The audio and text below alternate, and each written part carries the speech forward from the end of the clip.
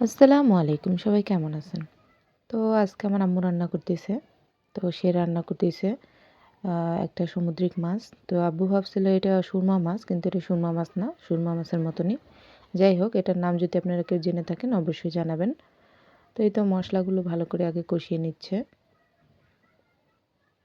তো এটার মধ্যে দিয়ে দিছে বাটা মসলা, তারপরে হলুদ, মরিচ, জিরার গুঁড়া, লবণ, তেল এগুলো দিয়ে এখন ভালো করে কষিয়ে নিচ্ছে।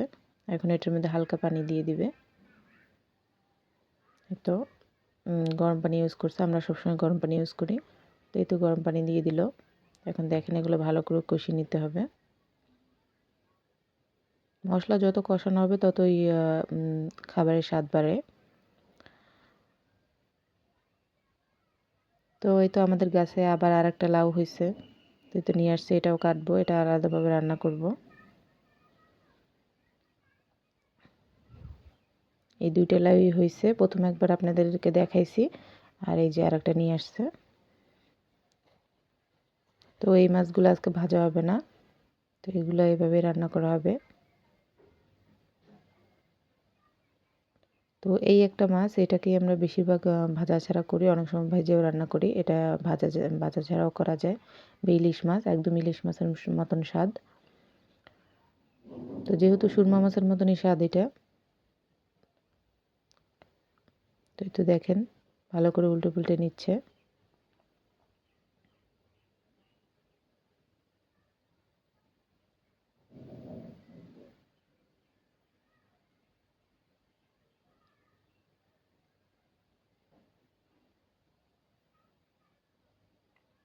এগুলো ভালো করে এখন কষিয়ে নিলে পরে এটা একদম ঝোল একদম পুরোপুরি টানাই ফেলবো, দেখবেন।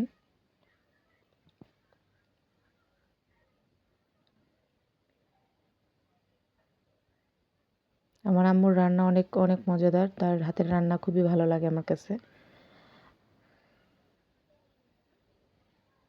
তো এই তো দেখেন একদম টানিয়ে ফেলছে। এখন এইটা রান্নানোর পর এটার মধ্যে হালকা একটু ঝোল দিয়ে দিবে।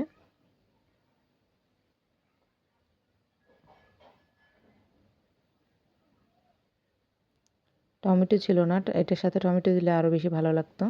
এই তো এখন দেখেন আরও একটু গরম পানি দিয়ে দিল।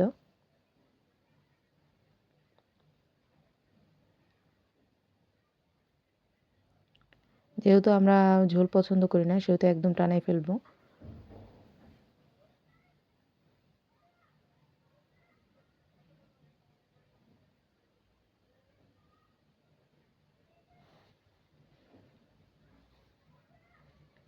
এই তো দেখেন ভালো করে করে নিচ্ছে।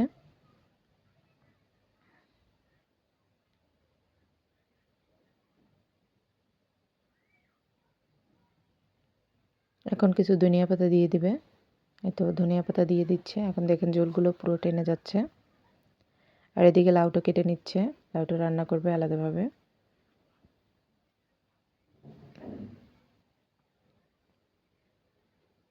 এই তো প্রায় হয়ে গেছে মাছটা, দেখেন একদম মাখো মাখো। তো দেখেন ভাজা ছাড়াও সুন্দর একটা মাছ রান্না করা যায়। এরকম রান্না করলে অবশ্যই খাওয়া যায়। তো পুরো রেসিপিটা কেমন লাগলো অবশ্যই জানাবেন।